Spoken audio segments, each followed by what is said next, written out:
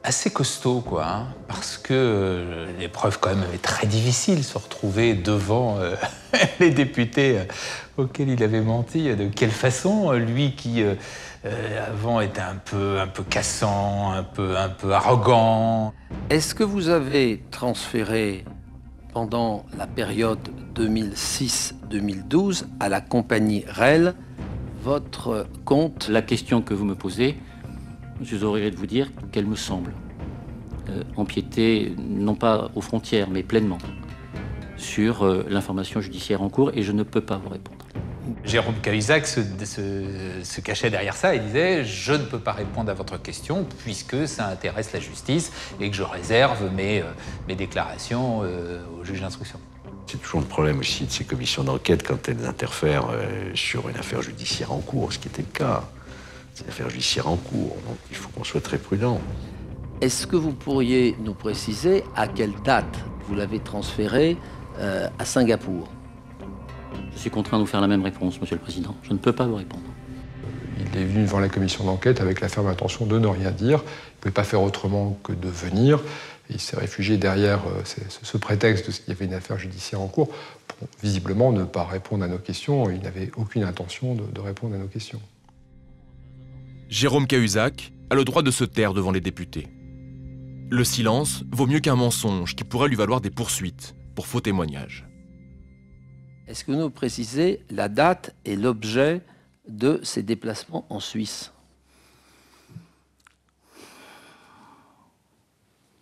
Je le souhaiterais, mais je ne le peux pas, Monsieur le Président, pour les mêmes raisons. Je suis un peu sidéré, je dois dire, par... Bon, l'attitude de Cahuzac, c'est une chose, mais l'attitude des députés face à l'attitude de Jérôme Cahuzac. C'est-à-dire que Jérôme Cahuzac, en fait, a décidé de se moquer ouvertement de la commission d'enquête parlementaire en disant « je n'ai rien à vous dire ». Bien, donc je prends acte que vous ne répondez pas à ces deux questions. Et on a été beaucoup trop doux avec M. Cahuzac, qui, bon, finalement, il disait qu'il ne répondait pas, et on le laissait ne pas répondre sans trop l'asticoter, si je puis dire. Il est vrai que l'intérêt des questions s'émousse au fur et à mesure que j'ai compris, ça n'engage que moi, et je peux me tromper, que M. Cahuzac était venu ici avec l'intention de ne pas répondre à la commission. Quatrième intervenant, M. Coronado. Merci, Monsieur le Président. Je vais tenter de poser une question à laquelle M. Cahuzac puisse répondre. Je sais que c'est difficile au regard de finalement la mission de cette commission d'enquête. Moi, j'avais simplement une question simple à vous poser. Après l'annonce, après la publication de l'article de Mediapart qui révélait que vous déteniez un compte depuis de longues années, un compte à l'étranger, donc que vous aviez caché à l'administration fiscale, pourquoi être resté? Réponse, M. Cahuzac. Comme j'ai déjà eu l'occasion de l'indiquer, à la suite de cet article Princeps, une décision est prise qui me déporte systématiquement de toutes les questions relatives à cette affaire. Quant aux sentiments qui sont les miens, à la lumière des choses que j'ai pu faire, des décisions que j'ai pu prendre, peut-être accepterez-vous que je les garde pour moi? Le député Coronado, peu satisfait de cette réponse, tweet depuis la salle d'audition.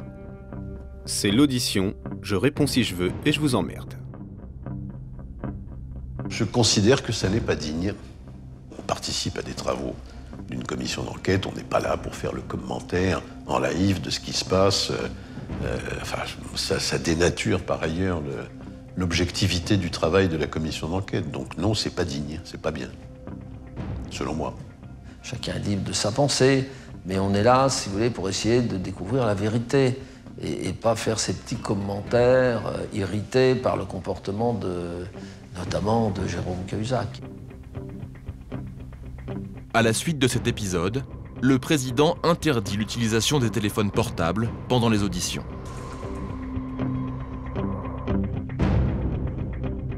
C'était pour éviter qu'ils passent leur temps à tweeter, oui bien sûr, c'est un vrai problème pour l'Assemblée nationale, en particulier dans ce genre de commission qui se doit d'être particulièrement stricte sur les règles, etc. Oui. Je le jure. Nous commençons avec Madame la garde des Sceaux les auditions des 3 ministres dont les administrations ont été directement concernées par la gestion de l'affaire Cahuzac. Je le jure. Plusieurs membres importants du gouvernement sont convoqués.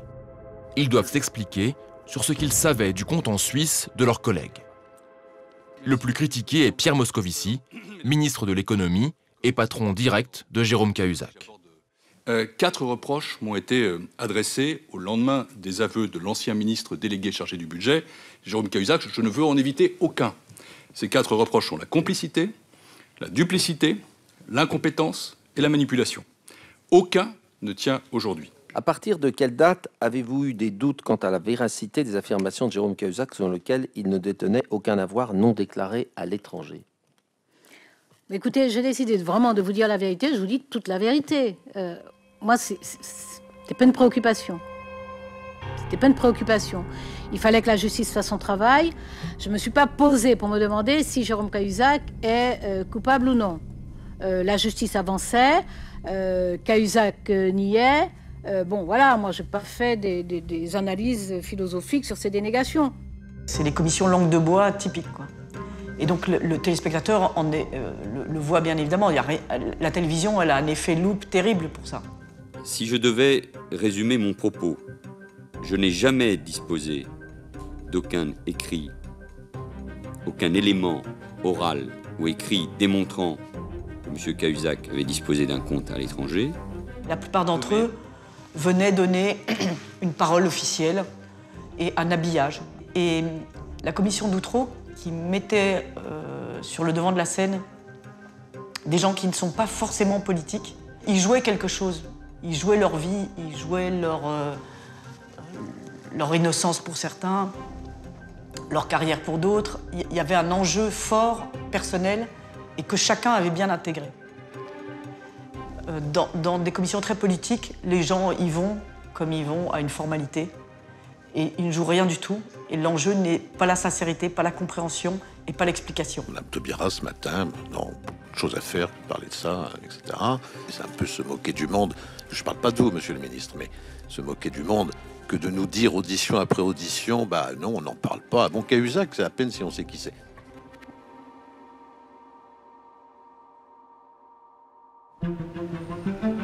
La tension monte encore quand certains députés réclament l'audition de Jean-Marc Ayrault, le Premier ministre socialiste. C'est Jean-Marc Ayrault qui a appelé Jérôme Cahuzac au gouvernement, mais il refuse d'être auditionné. Le Premier ministre doit répondre de tout ce qu'il fait devant les parlementaires, quelle que soit la nature du sujet. Et là, le fait que Jean-Marc Ayrault ait refusé de venir devant la commission d'enquête, nous l'avons vraiment très très mal vécu. Il n'y avait aucune raison que le Premier ministre ne vienne pas répondre à nos questions. S'il n'avait rien à cacher, pourquoi le refuser? Et s'il a quelque chose à cacher, le rôle de la commission d'enquête, c'est justement de faire toute la vérité. Les députés socialistes de la commission s'opposent à cette audition. Pour débloquer la situation, un scrutin est organisé à huis clos entre les 18 membres de la commission d'enquête. Et nous passons au vote. Passer au vote, et le vote, comme on pouvait s'y attendre, la majorité étant socialiste, c'est négatif. Nous n'avons pas besoin d'entendre Jean-Marc Ayrault. Ce qui est une attitude partisane, et c'est pas le fonctionnement, ou c'est pas l'idée en tout cas, que je me fais du fonctionnement d'une commission d'enquête qui doit être aussi impartiale que possible. Je sais bien qu'il y a eu un vote, que la majorité n'a pas souhaité cette audition, mais que la vérité que recherche forcément une commission d'enquête, elle ne dépend pas d'un vote. Je regrette encore une fois que nos collègues de la majorité aient rejeté la demande d'audition du Premier ministre, et je crois que c'est l'intérêt même du Premier ministre et du gouvernement dans son entier de venir s'expliquer devant la représentation nationale. Car on s'est dit, c'est pas possible, quoi. C'est une mascarade. Donc on a marqué le coup, on s'est levé, député membre de l'opposition, disons, on s'est levé et on a quitté la commission d'enquête pour manifester notre désaccord total avec cette façon de procéder. Oui, ça a créé un incident. Et on a vu là que voilà, on s'approchait trop près de la vérité, que le pouvoir en place ne voulait pas que la vérité véritablement éclate. Mais la vérité, elle ne se vote pas, elle se construit. Elle se construit, et nous avons aujourd'hui, par cette audition, des éléments pour poursuivre cette construction. Et que ça ne peut pas être un vote qui fasse échec. C'est là où, malheureusement, la commission, ça s'est un peu terminé, sinon en autre boudin, du moins pas de la façon la plus satisfaisante qui soit, parce qu'à partir de ce moment-là, il y a eu l'opposition a refusé de siéger, et puis donc la commission, d'une certaine façon, s'est arrêtée à ce moment-là. Bien. Monsieur Houillon, vous aviez une question à poser à M. Cahuzac? Vous ne préférez pas. Je préfère pas lui imposer, j'ai suffisamment l'expérience de ses réponses. Le problème d'une commission d'enquête, c'est qu'en réalité, elle est entre les mains de la majorité, puisque l'opposition est minoritaire au sein de la commission d'enquête. Alors même si on laisse en général la présidence de la commission d'enquête à un membre de l'opposition, cette présidence, elle est de cérémonie. Mais celui qui a les vrais pouvoirs entre ses mains, c'est le rapporteur, c'est lui qui écrit le rapport. Et puis avec la majorité, c'est lui qui peut décider d'entendre une personne, de ne pas l'entendre. Dans la commission Cahuzac, le rapporteur est le député socialiste Alain Claes. Il assume, aujourd'hui encore, son refus de convoquer Jean-Marc Ayrault. C'est moi qui ai pris la décision de ne pas l'auditionner, car ça ne se justifie pas, à mes yeux. Il y a une autre audition que je n'ai pas souhaitée, c'est l'audition de Mme Cahuzac. Pourquoi? Pourquoi? Parce que je ne voulais pas que un sujet personnel qui le regardait vienne, j'allais dire, non pas polluer la commission d'enquête, mais il y aurait eu une forme de voyeurisme qui n'était pas, à mon avis, utile pour éclairer la commission. Mais c'est tout à fait inexact. Madame Cahuzac, probablement, aurait pu nous révéler comment elle a contribué à faire éclater ce scandale, puisque certains éléments dont disposait Mediapart quand ils ont lancé l'affaire étaient probablement d'origine de Madame Cahuzac. Dans son rapport final, le socialiste Alain Claes estimera qu'aucun collègue de Jérôme Cahuzac au gouvernement n'a commis la moindre faute. Monsieur Claes, c'est vrai, a mis beaucoup de rondeur dans son rapport, dans la façon de questionner, y compris Jérôme Cahuzac, pour que l'affaire, surtout, ne reste qu'une affaire Cahuzac. Je ne veux pas dire que c'est un exemple de commission d'enquête, mais je pense qu'elle a joué son rôle avec toutes les imperfections, y compris les miennes. Je l'entends. Je me dis, on a fait un travail correct. Ce n'est pas l'avis des députés d'opposition qui refusent de co-signer le rapport. La majorité, hélas, a une position, je trouve, largement partisane, en essayant d'écraser l'affaire, quoi. Et en faisant cela, d'ailleurs, moi je pense qu'ils affaiblissent la démocratie. On se serait grandi en disant que dans cette affaire, le président de la République n'a pas assumé son rôle, et le Premier ministre encore moins. Voilà. Quant à Moscovici, a ridiculisé sa propre administration. La commission d'enquête n'a rien donné. Mais l'Assemblée nationale se saisit malgré tout du dossier. 3 mois plus tard, elle vote une grande loi sur la transparence politique. Pour 291 contre 196, l'Assemblée nationale a adopté ce texte. Une nouvelle batterie de mesures pour contrôler les revenus des élus. Il y a eu derrière un bouleversement du fonctionnement politique. C'est quand même à partir de l'affaire dite Cahuzac qu'on a installé un déontologue à l'Assemblée nationale, qu'on a créé la haute autorité de la transparence de la vie publique, qu'on a modifié. Et c'est tant mieux parce qu'on a élevé le seuil de contrôle, de transparence. Donc il y a eu avant et après Cahuzac. Durant la commission d'enquête, les limites de l'indépendance des députés sont apparues clairement. Elles vont être encore plus flagrantes 5 ans plus tard, au moment de l'affaire Benalla. Cette fois, ce n'est plus seulement le gouvernement qui est dans la cible, mais le plus haut sommet de l'État, l'Élysée.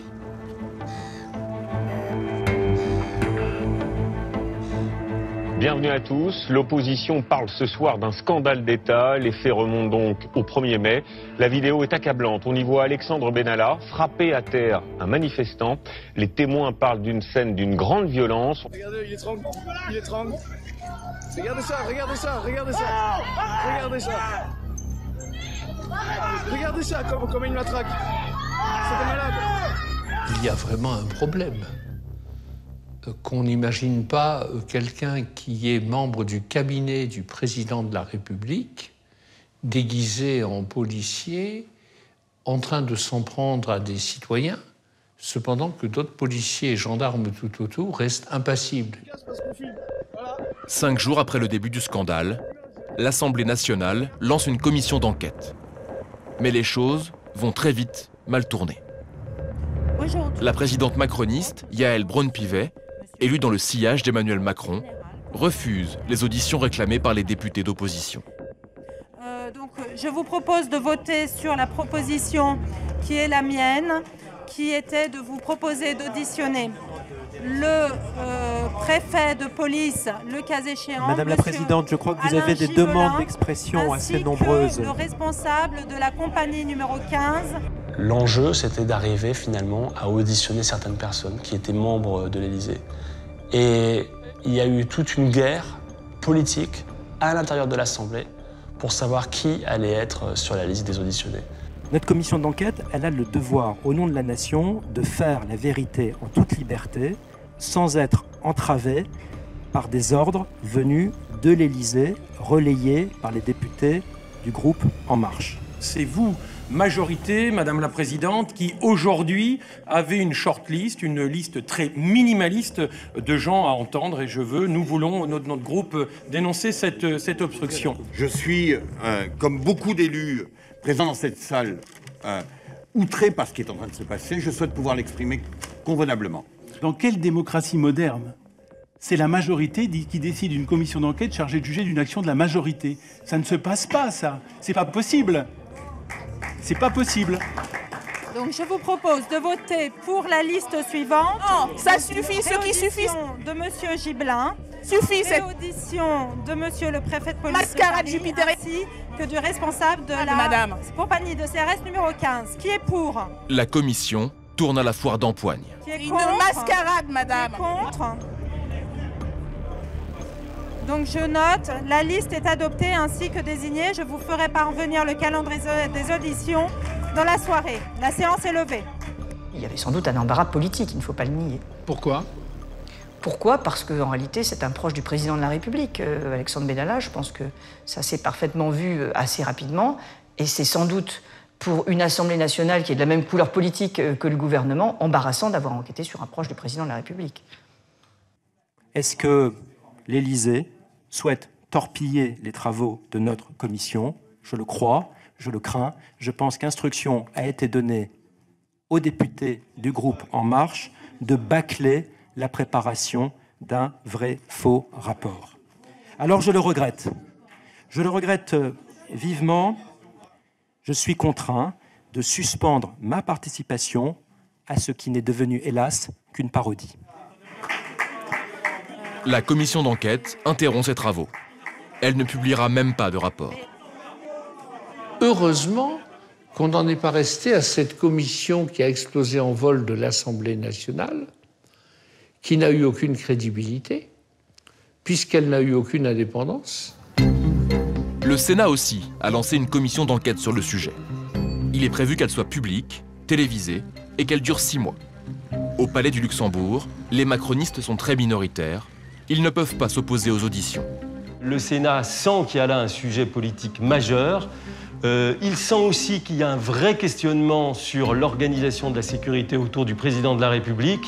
Et enfin, il voit un contexte d'actualité qui est favorable pour qu'il y ait un grand écho à cette commission d'enquête. Le bras de fer entre Sénat et Élysée va provoquer une crise institutionnelle d'une violence inédite sous la Ve République. Philippe Bas, sénateur Les Républicains, sera le président de la commission. Alors que l'Élysée, le gouvernement et la majorité parlementaire perdent les pédales, le Sénat apparaît comme le seul pôle de stabilité institutionnelle. Vous voyez? Nacera. Bonjour. Les sénateurs convoquent Gérard Collomb, ministre de l'Intérieur, très proche du couple Macron.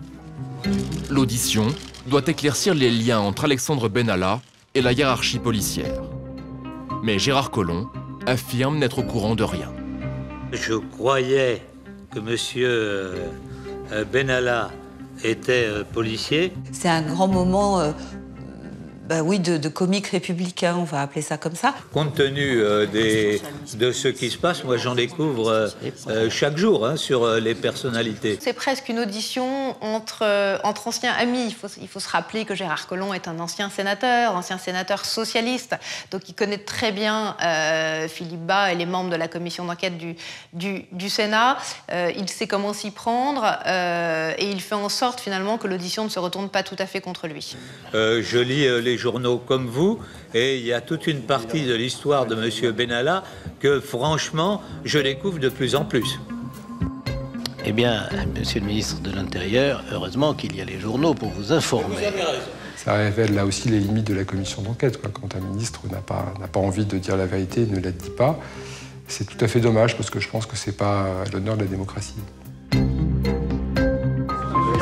Écoutez, je viens de faire toutes les déclarations, donc elles sont aujourd'hui enregistrées.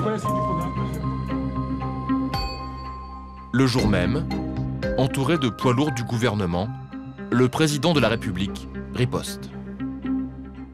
Emmanuel Macron choisit la stratégie de communication qu'il a de temps en temps, qu'on peut qualifier de courageuse, transgressive ou provocatrice. Le seul responsable de cette affaire, c'est moi. Et moi seul. Et il y a cette phrase incroyable, s'il y a un responsable, c'est moi, et qu'il vienne me chercher. S'ils veulent un responsable, il est devant vous. Qu'ils viennent le chercher. Et ce responsable, il répond au peuple français et au peuple souverain. Dès le moment où je l'entends, je suis choquée par cette phrase, car le président de la République est un homme intelligent, cultivé, et il sait très bien que les sénateurs ne peuvent pas venir le chercher. La Constitution prévoit expressément l'immunité présidentielle. Voilà. Donc le président de la République ne peut en aucun cas, pendant l'exercice de son mandat, être mis en cause par qui que ce soit. En ce mois de juillet 2018, les auditions s'enchaînent. L'image de la police a été salie. Qu'on le veuille ou qu'on ne le veuille pas, elle l'a été. On a l'impression aujourd'hui d'être confronté à une police parallèle, dictée par certains, et je n'ai même employé un mot très fort, mais dont j'assume la complète responsabilité, à savoir à ce que nous étions confrontés, ni plus ni moins qu'à des barbouzes.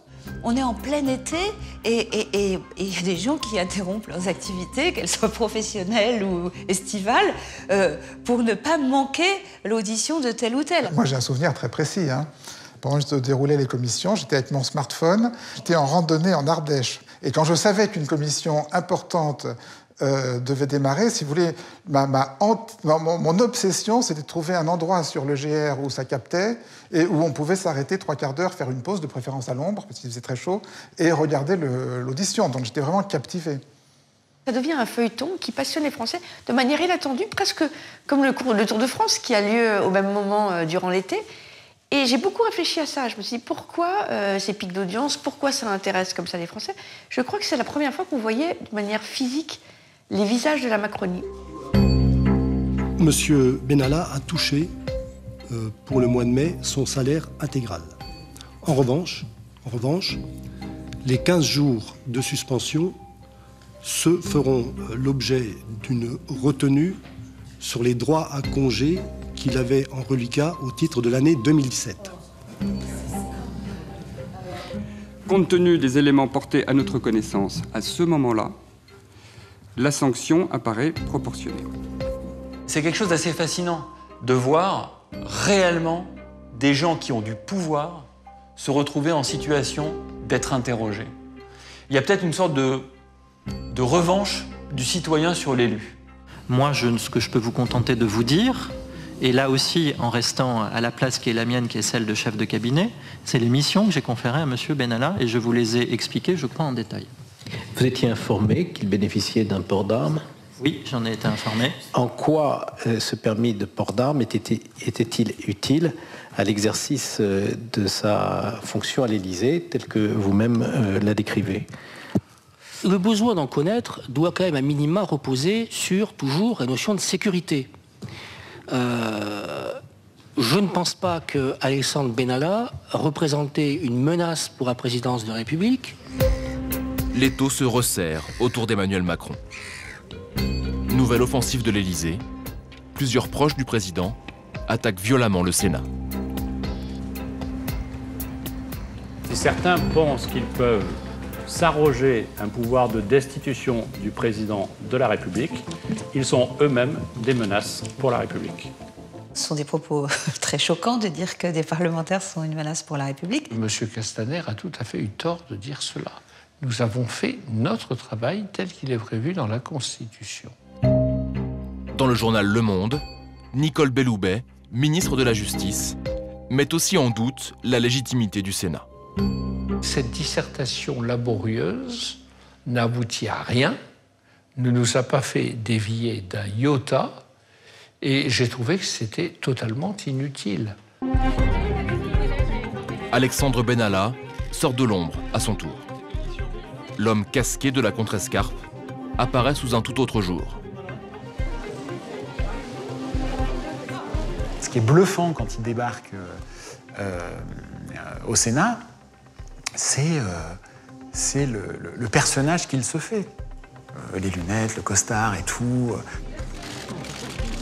C'est une sorte de gros nounours, à la fois baroudeur et un petit peu barbouze peut-être aussi, mais qui a une présence exceptionnelle devant la caméra pour un jeune de moins de 30 ans. Ça, c'est ce qui frappe d'abord. Messieurs les photographes, il y a une petite chance maintenant que vous ayez au moins une bonne photographie. Et je vous demande donc de bien vouloir vous retirer de la salle de nos auditions. Et puis en face de lui, il y a un autre acteur, c'est Philippe Bas, un personnage politique subtil, madré, mais qui ne s'en laisse pas compter, qui va toujours chercher le point qui fait mal, la saillie qui va déstabiliser son interlocuteur. Donc on a un vrai face-à-face, presque de cinéma. Je rappelle qu'un faux témoignage devant notre commission, doté des prérogatives d'une commission d'enquête, serait passible de 5 ans d'emprisonnement et de 75 000 € d'amende. Levez la main droite et dites « Je le jure ». Je le jure. Quelle est votre activité professionnelle actuelle? Le Pôle emploi. Alors, ce renseignement vaut ce qu'il vaut, mais vous savez qu'à peu près, dans tous les journaux intéressés par la question, il vous a été prêté une activité de garde du corps qui a été peut-être momentanée ou inexistante, vous allez nous dire, auprès d'une star de la télé-réalité. Oui, je ne suis pas tombé aussi bas, malheureusement. Non, j'ai eu aucune activité professionnelle depuis que j'ai quitté l'Élysée. Il y a eu un certain nombre de fake news qui sont sortis. Bon, j'ai pas la maîtrise des médias, donc je laisse passer. Il y a eu un certain nombre de recours. Nous non plus, monsieur Benalla. Je sais bien, j'ai bien compris. Mais il y a eu un certain nombre de recours qui ont été exercés par mes avocats sur un certain nombre de fake news, mais je ne lis plus la presse. C'est incontestablement quelqu'un qui ne manque pas d'aplomb, et ni d'intelligence d'ailleurs, ni d'intelligence. Mais j'ai pas exercé de fonction ni de garde du corps, ni je ne souhaite monter une société au Maroc comme ça a pu être dit. Je suis français, je suis bien en France. On va s'expliquer je m'explique devant vous. Déjà, je m'expliquerai devant la justice et ensuite on reprendra une vie normale. En tout cas, on fera autre chose. Effectivement, il est très bon. Le seul bémol, c'est qu'il apparaît quand même comme arrogant et limite insolent. Évidemment qu'il est très intelligent, très débrouillard, il fait partie de ces personnalités dont les journalistes raffolent parce qu'il est grande gueule, il rentre dans l'art de tout le monde, il est fin et puis il parle très bien, il maîtrise les codes. Pouvez-vous ici, sous serment, nous confirmer qu'à aucun moment, à l'Élysée, vous n'avez exercé de mission relevant de la police ou de la sécurité? Monsieur Benalla. Je vous le confirme. Je n'ai jamais été ni policier, ni garde du corps du président de la République. Cette audition est maintenant terminée et nous allons accueillir la prochaine personnalité auditionnée. Avec cette audition, Public Sénat réalise son record absolu d'audience, 200 000 téléspectateurs en direct. Alexandre Benalla, lui, sera rattrapé par ses mensonges. Mediapart révèle qu'il a fait 23 voyages à l'étranger avec des passeports diplomatiques depuis son départ de l'Élysée. Convoqué à nouveau par les sénateurs, 3 mois plus tard, il fait amende honorable. Et je reconnais là une faute de ma part, un manque de discernement peut-être, une erreur sans doute. Je l'ai reconnu devant la justice et je la reconnais devant vous. Monsieur Benalla. Comme Jérôme Cahuzac, il s'abrite derrière l'enquête en cours des juges pour éluder les questions gênantes. Je suis désolé, monsieur le sénateur, mais les conditions d'attribution, de détention et d'obtention, ainsi que de restitution de ces passeports, concernent l'information judiciaire en cours, et j'aurai des questions donc de deux juges d'instruction qui sont saisis là-dessus, donc je ne répondrai pas à ces questions devant votre commission, j'en suis désolé. Monsieur Benalla, vous êtes obligé de répondre à ces questions devant notre commission. Elles concernent le fonctionnement de l'État et non pas des fautes que vous auriez pu commettre. Vous avez fait votre demande directement au Quai d'Orsay. C'est pas exactement comme ça que ça s'est passé. Alors comment cela s'est-il passé? Je le dirai à la juge d'instruction. Mais peut-être qu'elle ne vous le demandera pas, tandis que moi je vous le demande. Nous allons nous en tenir là. Je vais vous demander de bien vouloir vous retirer, ainsi que votre conseil, et nous allons poursuivre nos travaux. Je vous remercie. Après cette seconde audition, on découvrira qu'Alexandre Benalla a aussi caché ses liens avec un sulfureux oligarque russe. Ça pose un réel problème. On ne peut pas être à l'Élysée et fricoter avec les représentants d'un oligarque russe. Proche du Kremlin, comme la plupart des oligarques, et surtout soupçonné par plusieurs magistrats européens d'être une sorte de blanchisseur du pire groupe criminel de Moscou. Bon, je pense qu'il n'y a pas besoin d'avoir fait Polytechnique ou l'ENA pour conclure que, comme l'ont dit les sénateurs, là, il y avait un mélange des genres qui pouvait jusqu'à atteindre éventuellement la sécurité nationale. La liberté et les pouvoirs excessifs laissés à un chargé de mission dans un domaine aussi sensible que la sécurité du chef de l'État témoignent aux yeux de notre commission de l'imprudence de la présidence de la République dans l'encadrement d'un individu qui avait pourtant fait preuve par le passé de comportements professionnels inappropriés. La thèse de la faute de l'homme isolé s'est effacée au profit du dysfonctionnement d'une institution qui a rendu possible ces multiples situations anormales, allant jusqu'à affecter, et je crois que Jean-Pierre Sueur l'a dit très bien, la sécurité du président de la République. J'ai donc décidé, conjointement avec les deux rapporteurs, et après avoir consulté ce matin la commission des lois, de demander au président du Sénat que le bureau de notre Assemblée, c'est la procédure, délibère en vue de saisir le procureur de la République de Paris des faux témoignages caractérisés de M. Benalla, des contradictions apparues entre les premières déclarations de collaborateurs immédiats du président de la République sur le rôle de M. Benalla en matière de sécurité et les éléments et témoignages recueillis par la suite. La décision de saisir la justice pour les faux témoignages ne faisait pas l'unanimité au Sénat. Elle a créé des tensions au sein de l'Assemblée et avec l'Élysée. Je dirais que le Sénat était dans son rôle, mais que probablement il a poussé loin le bouchon dans cette commission d'enquête et du coup créé un climat, sinon de crise, du moins de confiance rompue entre l'exécutif et l'Assemblée, la Haute Assemblée. Les plaintes suivent leur cours. L'affaire n'a pas encore révélé tous ses secrets. Pourquoi ça m'intéresse ? Parce qu'on est dans un cas de figure pour un journaliste où plus on cherche, plus on trouve, mais plus on trouve, moins on comprend. En fait, il n'a jamais condamné publiquement Alexandre Benalla, ni ses agissements, comme si, au fond, il y avait une sorte de trouille et de peur. Le président de la 6e puissance mondiale semble être sous l'influence d'un mec de 27 ans qui a fait dérailler la préfecture de police de Paris, le ministère de l'Intérieur, le ministère de la Justice, le Quai d'Orsay et l'Élysée. Depuis 20 ans, les commissions d'enquête françaises n'ont cessé d'étendre leur pouvoir. Mais elles n'ont pas encore le poids de celles qui se déroulent aux États-Unis. Aux États-Unis, ça a une autre allure. Commission d'enquête du Sénat, ça ne plaisante pas. On convoque les plus hautes personnalités du pays, on prête serment et le parjure, ça se paye tout de suite. Hein. Mais pour moi, les commissions d'enquête américaines sont un modèle, effectivement, parce que les parlementaires ne s'en laissent pas compter. Le taux d'imposition maximum, c'est 2%. C'est ça le rôle du contrôle parlementaire d'un gouvernement. C'est de poser les questions qui fâchent. Pas les questions polémiques, les questions factuelles qui fâchent. Rappelez-moi une chose. La dernière fois que vous avez traîné une grande banque en justice, c'était quand? Messieurs, qui veut répondre? Je pense qu'on ne peut pas comparer ces deux sociétés. La société anglo-saxonne, la société surtout américaine, est extrêmement violente sur ce sujet. Je pense que là, il y a une forme de spectacle, si vous voulez. Bon, moi, je ne voudrais pas que l'on en arrive à là en France. On ne peut pas comparer le fonctionnement de deux pays en tout point. L'histoire comparée trouve ses limites. Nous ne sommes pas les mêmes pays, nous n'avons pas les mêmes mœurs, nous n'avons pas les mêmes comportements. En France, souvent, vous avez des gens qui ont été élus, ils sont face à leurs collègues, la classe politique est beaucoup plus peut-être fermée, les gens se connaissent tous depuis des générations, ils ont fait les mêmes écoles, ils sont connus à l'ENA, dans les mêmes formations, à Sciences Po. Aux États-Unis, il n'y a pas de ça. Donc il y a quand même une forme de liberté très forte de la part de ceux qui interrogent par rapport à ceux qui sont interrogés.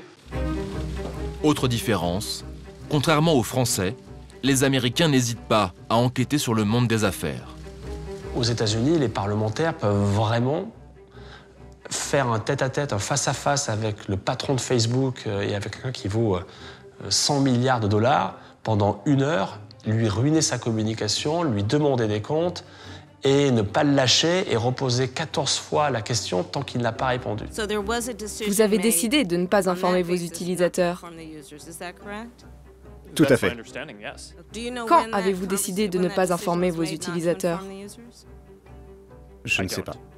Mark Zuckerberg, multimilliardaire, qui semble faire n'importe quoi des datas, il y a un moment donné, il est face à quelqu'un qui a une légitimité qui vient du suffrage universel et qui va lui dire « Mark Zuckerberg, ça ne se passe pas comme ça. Vous ne saviez pas ça ?» Je vais vous dire, votre politique de confidentialité, elle est nulle. En France, un parlementaire ferait ça, on se dirait qu'il est arrogant, enfin, il penserait qu'on se dirait qu'il est arrogant, et ses autres collègues ne le laisseraient pas faire, et l'administrateur qui aurait préparé ces questions avant lui aurait dit « Non, mais surtout, il ne faut pas le faire comme ça ». Et tout à coup, vous n'avez plus face à vous un multimilliardaire, un génie de la tech ou un dangereux industriel. Vous avez face à vous un citoyen qui est obligé de répondre à des questions qui reposent sur l'intérêt commun. L'intérêt commun, le vrai sens de la politique. Mais aussi une arme pour les partis d'opposition. Grâce aux commissions d'enquête, le Parlement n'est plus seulement une chambre d'enregistrement des lois. Il redevient aussi un véritable lieu de contre-pouvoir et de contrôle démocratique.